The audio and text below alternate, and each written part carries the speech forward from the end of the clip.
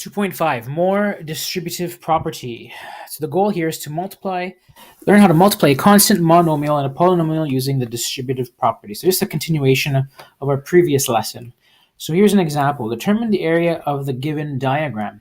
Now to solve something as complex as this kind of shape, it's called a composite shape. So it's a shape made up of more than one basic shape. So we can identify these basic shapes if I just section them off like this. So I can draw a section here to show that I have a rectangle here on the left, and I can section this off over here to show that I have two more rectangles here and here. And I can now use the area of a rectangle to help me determine an expression for the area of this shape. So I can say the area of this shape is equal to the area of the first part, area 1, plus the area of the second part, plus the area of the third part. And it's important that when I'm writing this out, I'm using subscripts, meaning it's a smaller letter that's written in front of the big area here. Smaller letter, smaller, smaller. I mean, a number, I should say. This expression, A1 plus A2 plus A3, will represent the total area of my composite shape. So area total. Okay. So what is the area of area 1? So the area 1 is length times width. So I have 3x for my length. I have x for my width. So it's going to be 3x times x. Area 2, so I'm going to say plus. Area 2 is, well, the length is a little bit more complicated. I have to find the length here. 6x plus 24 is minus 24 is not the length of area 2. It is the length of the entire shape. Okay, so if I want to find just the length of this area 2 rectangle, I have to take the length of the entire side, so 6x minus 24.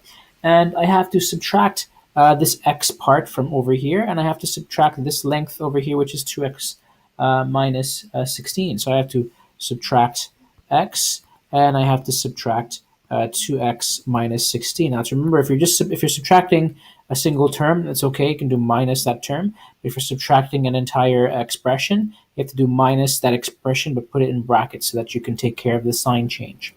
Okay, so remember what I said about these minus the brackets. Remember there's an invisible one here, so you're distributing that 1 with each term inside the bracket, and by doing so, you change the signs. Okay, so it's going to become minus 2x plus 16. So if I simplify that, I get 6x minus 24 minus x minus 2x plus 16. Okay, because negative 1 times negative 16 or minus 16 is positive 16. And if I collect all of the like terms, I will get 3x minus 8. Okay. Now, so that is the length of that side for area number 2. So I'm going to write that up here.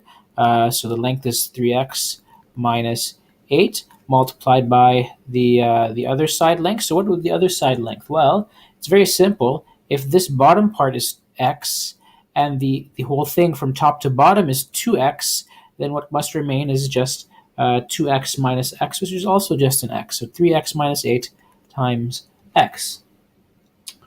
Okay, so then next part, area number 3, length is 2x, the width is 2x minus 16, so I'm going to multiply those together, so it'd be plus 2x times 2x minus 16. And now I'm going to expand everything, so that means multiply, distribute, use the distributive property, and I will say here 3x times x is 3x squared. And then we have, so let's say, so this 3x here times x is also 3x squared, so plus 3x squared. And I also have then minus 8 times x, which is minus 8x.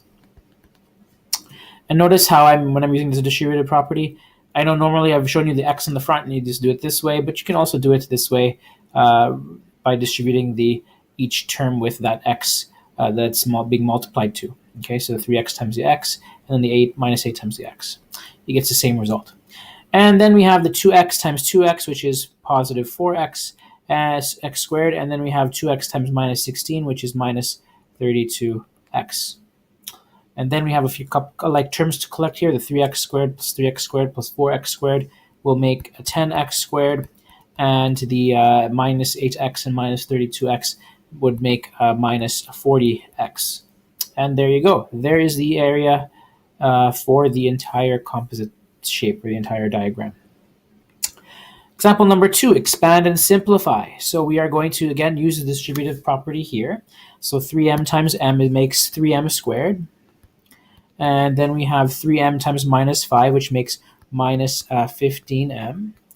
And then again, we have the minus sign with the bracket. So when we have that, we change the signs of the terms inside. So we have here minus 2m squared and then plus m. This is the same thing as if I said there was a negative 1 in the front and you just distribute the negative 1 inside. All you're really going to do is just change the signs, okay, like I just did here. Then we collect like terms, 3m squared minus 2m squared, which is m squared. I don't write the 1. And negative 15m plus m is negative 14m. Okay. Next step, next question. So expand and simplify. This time we're doing it with fractions. So I'm going to show this step by step, so a little bit of a slower pace. When you have a fraction, it's no different than if you had a constant value or a monomial. You still distribute the 1 over 2 with the terms that are inside this bracket that it is attached to, that it is being multiplied to. Okay, so 1/2 times 2w. So that's my first step, 1/2 times 2w plus 1/2 times minus 6. And then we have, I'll be very careful. I'm going to keep the plus sign like I normally do. So plus, and then when I write the coefficient in front, I'm going to say minus 2 over 3 or negative 2 over 3. So negative 2 over 3 times the first term 9w. So let me just show the arrows going this, and then this with this, and this with this. So put 9w in brackets, and then plus negative 2 over 3 times negative 6. I'm telling you, you'll never go wrong if you always put your terms inside brackets. Make sure you include that minus sign there. The minus 6 goes inside its own brackets, and I'm separating everything by just a plus sign. Okay, everything gets resolved when you simplify and you multiply out the brackets. Okay, so for the first set of brackets here, 1/2 times 2w, reduce some cancellations. I just get w plus 1/2 times negative 6. So basically, half of negative 6 is negative 3. Then we have negative 2/3 of 9w, which will be negative, so plus negative 6w. And then we have negative 2 over 3 times negative 6, which is just positive 4, so plus 4. Okay. And then to resolve these signs here, so you notice you have a plus negative whenever you see plus negative like this, plus negative, and here plus negative, they just resolve into just a minus sign. So here I'm going to say equals w minus 3, and then minus 6w plus 4. Collect like terms. So again, so rearrange if you like, w minus 6w plus 4 minus 3. I'm just reordering everything. And then when I collect the like terms, you just subtract or add the coefficients. So 1 minus 6 is negative 5. So negative 5w, and 4 minus 3 is positive 1. So the negative 5w plus 1. Okay, here's another example. Expand and simplify. What happens when your brackets, you have double brackets now. So the double brackets means you have a round bracket on the inside and square brackets on the outside. So it's best to work inside out. So starting from the inside bracket, so we will distribute the 2 with the x minus 1 first. So here I'm going to write 3 square bracket x plus, let's do 2 times x plus 2 times negative 1. Let's close the square bracket. Simplify what you have inside. So what I have inside here is 3 times square bracket x plus 2x minus 2. 2 times negative 1 is minus 2. Okay, and then 2x plus 2x is 3x minus 2. Okay, and there it is. So square brackets. Now at this point, because the round brackets are gone, I don't need the square brackets anymore. I can replace those with round brackets like this. Okay, because there's no need for a double set of brackets. And when I get to this stage, now I can distribute the 3 that's out here with the terms inside.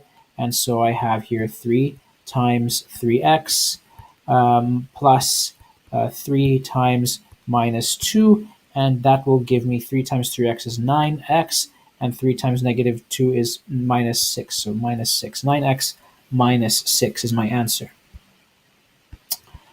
Word problems. Okay, so the sum of the perimeter of two shapes is 20x plus 4y. The shape of one of these perimeters is 13x plus 3y. What is the perimeter of the other shape? Okay, so the sum of the perimeters is 20x plus 4y, and let's write that down. So we're going to say we have the sum of the perimeter is 20x plus 4y. Okay, and we know the shape of one of the perimeters is 13x plus 3y. So if I subtract 13x plus 3y, I can get the perimeter of the other shape. Okay, so again, when I write subtractions always have to have the brackets around the expression. Because if you did not have the brackets around the expression, let's see what it would look like. I would end up writing, so I'll write a note up here. So you'd end up writing minus 13x plus 3y, which is a little bit different because of the signs. When I multiply the terms inside the bracket with this invisible -1, I'm going to change the signs. I'll have minus 13x, which is what I have up here, minus 13x. But when I multiply the -1 with the 3y, I will get minus 3y. Whereas up here I had plus 3y. Okay, so you get two different answers. This is the correct one, the one with the brackets, because I'm doing it properly that I'm putting the brackets around it. Okay, so when it comes time now to remove the brackets, I will have 20x plus 4y, and then I'll have minus 13x, and then that's what happens when I distribute with that. And then if I distribute with this, I'll have minus 3y. Okay, collecting like terms, 20x minus 13x is 7x, and 4y minus 3y is plus 1y, or I'll just say plus y. Okay, so therefore, concluding statement, therefore, the perimeter of the other shape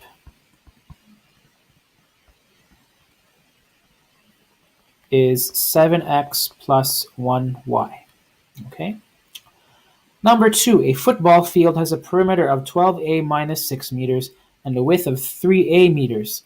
What expression represents the length of the field? Okay, so the perimeter of 12a minus 6 meters and a width of 3a meters. What expression represents the length of the field? So I have a width of 3a, and I need to find the expression of the length. So I know the perimeter, 12a. Let's write it like this. So I have 12a minus 6. That's my perimeter. Now, if I subtract my widths, so I will subtract the 3a plus 3a. So 3a plus 3a make up my widths. I'm subtracting that in brackets. And if I do that, I will get the what is left over is going to be the two lengths of the field, the length from the top and the length from the bottom. Okay, so let's try and do that. Here I have 12a minus 6 minus 3a minus another 3a, and if I collect like terms, I'm going to have 12a minus 3a, which is 6a, and I have minus 6 by itself. So I have 6a minus 6. Okay, but this represents two side lengths. Okay, so make a quick note. I need to divide the answer by 2, since this answer represents two side lengths. All right, so here I have, I'm going to move this up here. I'm going to take my 6a minus 6, and I'm going to divide that by 2. Okay, and this equals 3a minus 2. Okay, if you forgot how we simplify this thing, think of it as separate fractions. So 6a over 2 minus 6 over 2. 6a over 2 is equal to 3a, and 6 over 2 is equal to 3 rather. Oh, I made a tiny error here, so it's going to be 3. Okay. All right, so Number 3, the triangular logo of a video store is shown on the right. The height is 6x plus 1 meters. And the base is 4x squared plus 2x minus 8 meters. And the perimeter is 12x squared plus 18x plus 12 meters. What is the algebraic expression that represents the length of the slanted side of the logo? Okay, so the height. So let's just use some letters to help us represent some of these things here. So let's represent that slanted side as A. Rather, let's just change it. Let's represent the slanted side as C. Let's represent the bottom side as A, and let's represent the height as B. Okay, and what we know is A is the base, so A is equal to. So my base is written here 4x squared plus 2x. So 4x squared plus 2x minus 8. My height is represented by 6x plus 1. And we know the entire perimeter is equal to 12x squared plus 18x plus 12. Now, what we don't know is the slant. That's what we're looking for. That's the question mark. But we do know there's a relationship, and there's a relationship between the perimeter and the sides A, B, and C. That relationship is very simple. Perimeter is equal to A plus the length of B plus the length of C. So if I was interested in finding C, all I have to do is just rearrange everything. I can subtract A from this side, subtract B from this side. Whatever you do on the right, you have to do to the left. So you have to subtract A from this side and subtract B from this side as well. So what is this going to look like? It's going to look like this. Perimeter minus A minus B equals, these two cancel, I'm left with C. Okay, so let's go ahead and do that. Let's write down the perimeter. So the perimeter is 12x squared plus 18x plus 12. Let's subtract A, so A minus 4x squared plus 2x minus 8. Remember, when you're writing polynomials like this, put it in brackets when you're subtracting. And then minus B, 6x plus 1, so minus 6x plus 1. And then when I remove the brackets, keep in mind the signs, everybody. So 12x squared plus 18x plus 12. And then when you have a minus sign in front, change the signs on the inside. So minus 4x squared minus 2x, and the minus 8 becomes plus 8. Okay, this reflects the fact that what we're really doing is multiplying that invisible -1 and distributing it with everything inside. That's why we're changing the signs. Okay, same thing for the last one here. I'm going to have minus 6x and minus 1.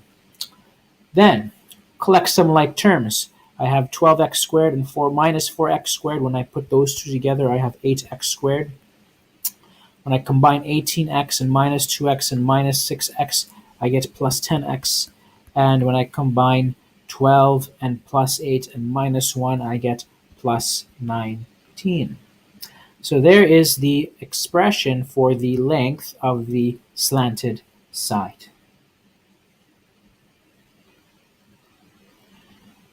Okay, so this lesson that you're going to get, the handout you're going to get, contains many different word problems. Okay, so this video will take a long time to go through all of them. So what I'm going to do instead is I'm going to stop here, and I'm going to post on our Google Classroom the remainder of the answers to these word problems. And I would like you to do is try and attempt them yourself first. Okay, and if you get stuck, look up the solution on the Google Classroom, and I'll post the link to the rest of this document as a file linked right below the video posting for this video. Okay, so make sure as I'm away tomorrow due to a workshop, I will expect all of you to be working on this exercise here, as well as the assigned homework problems over the weekend.